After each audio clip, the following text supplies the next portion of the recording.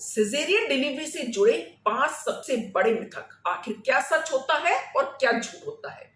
Caesarean operation को लेकर अक्सर ही गर्भवती महिलाएं और यहां तक उनके नाते रिश्तेदार भी इतने भयभीत और आशंकित होते हैं कि जब डिलीवरी का समय करीब आता है तो वो कई बार तो गायनेकोलॉजिस्ट यानी कि स्त्री रोग विशेषज्ञ पर मानसिक तौर पर दबाव बनाते हैं कि मैडम हमें चाहे जितना भी इंतजार करना पड़े, हम तो अपने प्रसूता की डिलीवरी नॉर्मल वजाइनल माध्यम से ही चाहेंगे और आप सिजेरियन ऑपरेशन को अवॉइड करिए। इस दबाव के चलते हुए कई बार गायनेकोलॉजिस्ट सिजेरियन ऑपरेशन का इंडिकेशन होने के बावजूद भी नॉर्मल डिलीवरी की ट्रायल देती है और डिलीवरी के प्रोसेस डिलेड हो जाता है। लिहाजा कभी कभी इसका भुगतान जो नवजात शिशु होता उसको सेरेब्रल पाल्सी यानी कि दिमाग या मस्तिष्क पर विकलांगता के रूप में आजीवन झेलना भी पड़ सकता है, यानी कि एक बहुत कॉम्प्लिकेटेड स्थिति उत्पन्न हो सकती है। तो आखिर सिजेरियन ऑपरेशन से जुड़े हुए क्या बात सच होती है और क्या बात झूठ होती है, आज इस वीडियो के माध्यम से मैं आप सब व्यूअर्स को एक बहुत ही मेडिकल पर्सपेक्टिव यानी मेडिकल नजरिया और एक बहुत ही साइंटिफिक तरीके से आप सबको सरल भाषा में समझाने की कोशिश करेंगे। अगर आप ये सारी जानकारी पाने के लिए इच्छुक हैं तो मेरे साथ वीडियो के आखिरी तक बने रहिए। तो चलिए शुरू करते हैं।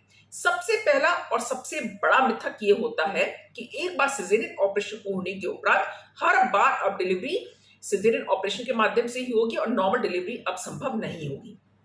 ये बात पूरी तरह से निरर्थक और गलत है। सच्चाई तो यह है कि एक बार सिजेरियन ऑपरेशन होने के उपरांत वी बैक यानी कि vaginal birth after caesarean section यानी कि सिजेरियन ऑपरेशन होने के बावजूद भी वजाइनल डिलीवरी होने की संभावना 60% महिलाओं में होती है। हाँ, इसके लिए दो बातें बेहद महत्वपूर्ण होती है। सबसे पहली बात तो यह है कि जो आपका सिजेरियन ऑपरेशन पहली बार हुआ है वो किसी एब्सोल्यूट इंडिकेशन की वजह से ना हुआ हो। एब्सोल्यूट इंडिकेशंस के उदाहरण के तौर पर यानी कि अगर माँ की जो पेल्विस है यानी कि बच्चे के निकलने का जो पैसेज है अगर वो बहुत ही सकरा है तो ऐसी स्थिति में हर बार डिलीवरी सिजेरियन ऑपरेशन के माध्यम से ही एडवाइस करी जाती है।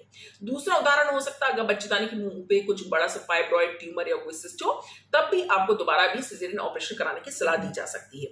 लेकिन अगर कोई रिलेटिव इंडिकेशन हो यानी कि पहली बार सिजेरियन ऑपरेशन करना पड़ा क्योंकि आपका बच्चा उल्टा था यानी ब्रीच था या आड़ी स्थिति में था या फिर आंवल की स्थिति बहुत ज्यादा नीचे थी, तो ऐसी स्थिति में पहली बार तो सिजेरियन ऑपरेशन करने की नौबत आ सकती है, लेकिन दूसरी बार नॉर्मल डिलीवरी संभव हो सकती है।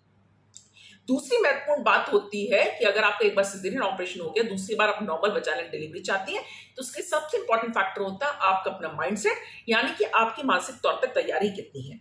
अगर आप मानसिक तौर पर तैयार हैं कि मेरे को लेबर पेन्स लेने हैं और नॉर्मल वजाइनल डिलीवरी के लिए अगली बार ट्राई करना है, तो बहुत महत्वपूर्ण है कि आप अपने गायनेकोलॉजिस्ट के संपर्क में लगातार 9 महीने तक बने रहें। उनके कहे अनुसार लगातार आप विजिट्स लेते रहें, उनके कहे अनुसार जांचें लें, सप्लीमेंट्स लें। ये सब करने से सुनिश्चित कर पाएंगे कि आपकी प्रेगनेंसी के 9 महीने के सफर में कोई भी कॉम्प्लिकेशंस नहीं हो रहे हैं। कोई भी कॉम्प्लिकेशंस अगर अराइज होते, कोई मेडिकल दिक्कतें आती तो समय रहते उनका निवारण भी करा जा सकता है। लिहाजा आपके नॉर्मल वजाइनल डिलीवरी होने की संभावना बहुत ज्यादा बढ़ जाती है। लेकिन फिर भी मैं बार बार जो गर्भवती महिला उनके नाते रिश्तेदारों को यही समझाना चाहूंगी कि गायनेकोलॉजिस्ट के साथ कोऑपरेट करिए, उन पे अपना विश्वास या फेथ बनाकर रखे रहिए और हम सबका उद्देश्य सिर्फ एक ही होना चाहिए जो मैं हमेशा बोलती हूँ, स्वस्थ माँ और स्वस्थ बच्चा। सिजेरियन डिलीवरी से जुड़ा दूसरा बड़ा मिथक ये होता है कि सिजेरियन ऑपरेशन की वजह से अब मेरे पेट में दर्द जीवन पर्यंत बना रहेगा। ये बात पूरी तरह से निराधार और निर्मूल है। इस बात की शुरुआत आखिर होती कहां से? तो होता यूं है कि आजकल अक्सर ही जो सिजेरियन ऑपरेशन है वो जनरल एनेस्थीसिया में नहीं करे जाते, यानी कि आपको पूरी तरह से बेहोश नहीं करा जाता और स्पाइनल एनेस्थीसिया के माध्यम से ही सिजेरियन ऑपरेशन करे जाते हैं। स्पाइनल एनेस्थीसिया के लिए आपके पीठ के निचले हिस्से में बहुत ही महीन और पतली सुई के माध्यम से आपको एनेस्थीसिया की ड्रग दी जाती है और इस एनेस्थीसिया के प्रभाव के चलते हुए आपके पेट का निचला हिस्सा और पूरे के पूरे पैर यहाँ तक कि तलुए तक सुन्न अवस्था में आ जाते हैं और यह सुन्न अवस्था तकरीबन 2 से 4 घंटे तक बनी रहती है और इसी बीच में आपका ऑपरेशन करके बेबी डिलीवर आउट करा जाता है। तो लोगों के मन में धारणा बैठ जाती है कि वो पीठ के निचले हिस्से में जो सुई लगाई गई थी एनेस्थीसिया देने की उसकी वजह से मेरी कमर में दर्द बना रहेगा। ये बात गलत है। होता यूं है कि प्रेगनेंसी के 9 महीने के पीरियड में आपका गर्भस्थ शिशु आपके शरीर से ही अपने कैल्शियम स्टोर्स की आपूर्ति करता है। इसके बाद डिलीवरी के उपरांत जब आप ब्रेस्ट फीडिंग करती हैं तब भी आपके ब्रेस्ट मिल्क के प्रोडक्शन के लिए आपके शरीर में कैल्शियम भरपूर मात्रा में होना चाहिए है और ये सारी आपूर्ति आपके शरीर के स्टोर से ही होती है कैल्शियम की। जो आपूर्ति है।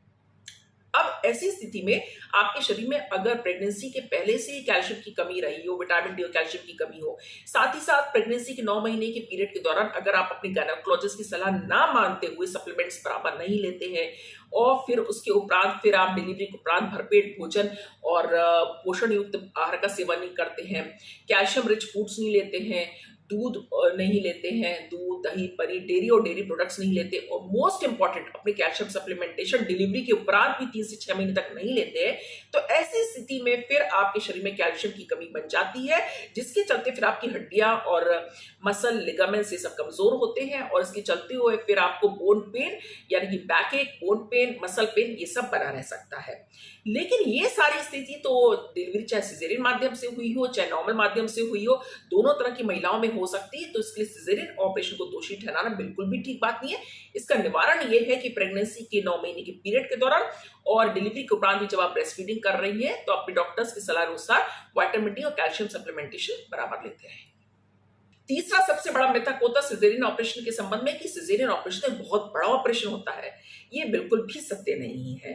एक गायनेकोलॉजिस्ट जो एक्सपीरियंस्ड हो, सीनियर हो, उसको स्किन टू स्किन यानी कि चमड़ी पे शीशा लगा के स्किन को काटना, उसके बाद बेबी को डिलीवर आउट करना, उसके बाद सारी लेयर्स को स्टिच करते दोबारा स्किन को स्टिच कर देंगे, यानी स्किन टू स्किन ऑपरेशन करने में मात्र 30 से 40 मिनट का ही समय लगता है। सबसे पहले हम स्कैल्पल की मदद से चमड़ी या स्किन पे एक चीरा लगाते हैं, उसके उपरांत एब्डोमेन की सारी लेयर्स काटी जाती हैं, फिर यूट्रस पे चीरा लगा के बेबी को डिलीवर आउट करा जाता है। बेबी को डिलीवर आउट करने में इस पूरी प्रक्रिया में मात्र 5 मिनट का समय लगता है। उसके उपरांत फिर ब्लीडिंग नहीं हो रही सुनिश्चित करने के उपरांत एब्डोमेन की सारी लेयर स्टिच करी जाती है और स्किन को भी स्टिच कर दिया जाता है। तो ये पूरी प्रक्रिया में मात्र 30 से 40 मिनट का ही समय लगता है और इस दौरान ऑपरेशन में मात्र आधा से 1 लीटर ब्लड लॉस होता है और नॉर्मल वजाइनल डिलीवरी में भी ब्लड लॉस होता है। तो ये बहुत बड़ा ऑपरेशन नहीं है, लिहाजा इसको लेकर कोई भी हुआ मन में ना पाले, कोई भी भय और आशंका ना पाले। हाँ, इसके संदर्भ में आपके जो भी सवाल हैं, जो भी डर है, वो अपने गायनेकोलॉजिस्ट से जरूर डिस्कस करें और इस हुआ को अपने मन से पूरी तरह से निकाल दें। चौथा सबसे बड़ा मिथक होता है कि सिजेरियन ऑपरेशन हो गया अब तो मैं अपने बच्चे को ब्रेस्ट फीड नहीं करा पाऊंगी क्योंकि मैं तो बिस्तर पे लेटी रहूंगी। ये पूरी तरह से गलत है। हम गायनेकोलॉजिस्ट अपने सारे पेशेंट्स, चाहे नॉर्मल डिलीवरी हुई हो चाहे सिजेरियन ऑपरेशन से डिलीवरी हुई हो, हम सभी पेशेंट्स को एडवाइस करते हैं कि डिलीवरी के तुरंत बाद यानी कि 1 घंटे के अंदर आपको अपने बच्चे को ब्रेस्ट फीडिंग जरूर शुरू कर देना जानी चाहिए। डिलीवरी के तुरंत बाद का 1 घंटा जो होता है उसको गोल्डन आवर कहा जाता है। अगर आपको उस दौरान मिल्क आउटपुट बहुत कम आ रहा, बूंद बूंद करके आ रहा, तो भी अपने बच्चे को बार बार आंचल से लगाएं। आप जब बच्चे को बार बार अपनी छाती से लगाएंगे और हर 1.5 से 2 घंटे में उसको ब्रेस्ट फीड करने की कोशिश करेंगे, एक बार राइट साइड के निप्पल से, एक बार लेफ्ट साइड के निप्पल से, तो बच्चा जब निप्पल को सकल करेगा तो उसकी वजह से एक रिफ्लेक्स सेटअप होगा जिसकी वजह से आपके मस्तिष्क से प्रोलैक्टिन हार्मोन का सेक्रेशन बढ़ेगा, लिहाजा आपका मिल्क आउटपुट बढ़ जाएगा। पहले 3 दिन गाढ़ा पीला रंग का दूध आता है, बूंद बूंद करके आता है, लेकिन उतना दूध भी बच्चे के पेट भरने के लिए पर्याप्त होता, तो ये लेकर बिल्कुल भी भयभीत ना हो कि बच्चे का तो पेट ही नहीं भर रहा, बच्चे का तो पेट ही नहीं भर रहा। ये कहकर स्वयं भी परेशान ना हो, अपने डॉक्टर्स के परेशान ना करें। इन गाढ़े पीले रंग का दूध जो थोड़ी मात्रा में आता है बच्चे के लिए अमृत तुल्य होता है और उसके पूरे जीवन में उसके रोगों से लड़ने में, रक्षा करने में मददगार साबित होता है। तो गाढ़े पीले रंग का दूध जरूर पिलाइए और हर 1.5 से 2 घंटे बच्चे को ब्रेस्ट फीड कराते रहिए। तो आप देखेंगे कि अगर आप एक्सक्लूसिव ब्रेस्ट फीडिंग करते हैं, ऊपर को दूध, पानी, शहद कुछ नहीं देते हैं, सिर्फ माँ का दूध ही देते हैं, तो मात्र 1 हफ्ते से 10 दिन के अंदर बहुत प्रचुर मात्रा में दूध आने लगेगा, यानी कि इतना प्लेंटीफुल ऑफ मिल्क आउटपुट होने लगता है कि कई बार तो आपको उसको निकाल के अलग भी करना पड़ता है।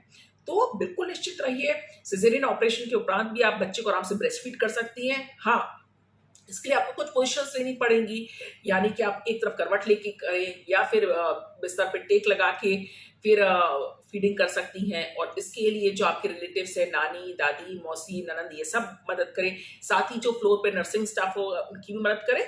लेकिन आपकी कोशिश यही होनी चाहिए कि सिजेरियन ऑपरेशन के मात्र 1 से 1.5 घंटे के उपरांत ही आप अपने बच्चे को ब्रेस्ट फीडिंग जरूर शुरू कर दें। पांचवा सबसे बड़ा मिथक होता है कि सिजेरियन ऑपरेशन की वजह से मेरा मोटापा इतना बढ़ गया, मेरा वजन इतना बढ़ गया है। ये बात पूरी तरह से गलत है। आपका वजन बढ़ता है बहुत लंबे समय तक बिस्तर पर पड़े रहने की वजह से, ठीक आहार, संतुलित आहार ना लेने की वजह से और व्यायाम ना करने की वजह से। फिर आपकी डिलीवरी चाहे नॉर्मल माध्यम से हुई हो चाहे सिजेरियन ऑपरेशन के माध्यम से हुई हो। अगर आप हाई कैलोरी फूड लेंगे अपनी डिलीवरी के उपरांत और बहुत ज्यादा मात्रा में घी लेंगे, क्योंकि कई बार घी उडेल उडेल कर जो प्रसूता होती है उसको पिलाया जाता है, तो ऐसी गलती ना करें। और अगर आप लंबे समय तक एक्सरसाइज नहीं करेंगे और बिस्तर पर पड़े रहेंगे तो ये सब की वजह से फिर आपका जो एक्स्ट्रा कैलोरीज होती है, हाई कैलोरीज होती हैं या एक्स्ट्रा फैट होता है, वो आपके शरीर में फैट या चर्बी के रूप में यानी कि मोटापे के रूप में एकत्रित हो जाता है, जिसको बाद में घटाना बेहद मुश्किल हो जाता है। तो इसके लिए सिजेरियन ऑपरेशन बिल्कुल भी दोष ना दें, बल्कि संतुलित घर का बना हुआ आहार लें, पोषक तत्वों को शामिल करें, हाई मात्रा में प्रोटीन और फाइबर्स को शामिल कर अपनी डाइट में, डेयरी और डेयरी प्रोडक्ट्स को शामिल करें, प्रोटीन पाउडर दूध में डालकर लें और व्यायाम आप तकरीबन 1 से 1.5 महीने में शुरू कर सकते हैं और तकरीबन 6 महीने बाद तो आप सारी एक्सरसाइजेस कर सकते हैं और तकरीबन 15 से 20 दिन बाद ही आप टहलना और चहलकदमी करना रोजाना के तौर पे शामिल कर सकते हैं अपने रोज की रूटीन में। तो अगर ये छोटे छोटे चेंजेस को आप ध्यान में रखेंगे तो फिर कोई सवाल ही नहीं उठता कि डिलीवरी चाहे सिजेरियन ऑपरेशन के माध्यम से हुई हो चाहे नॉर्मल माध्यम से, कि आपका वजन बढ़ जाए। तो दोस्तों आज इस वीडियो के माध्यम से हमने 5 बड़े मिथकों का पर्दाफाश करा सिजेरियन ऑपरेशन के संबंध में। अगर आपको आज के वीडियो पसंद आए तो कम से कम 5 से 10 परिचितों तक शेयर करके उनकी भी जागरूकता बढ़ाए और इस तरीके से स्वास्थ्य जागरूकता मिशन में अपना अमूल्य योगदान अवश्य दे। जल्दी मुलाकात होगी अगले वीडियो में, तब तक के लिए आप सब स्वस्थ रहिए, मस्त रहिए, खुश रहिए, stay healthy, stay happy, bye bye for now, will see you all very soon, bye bye.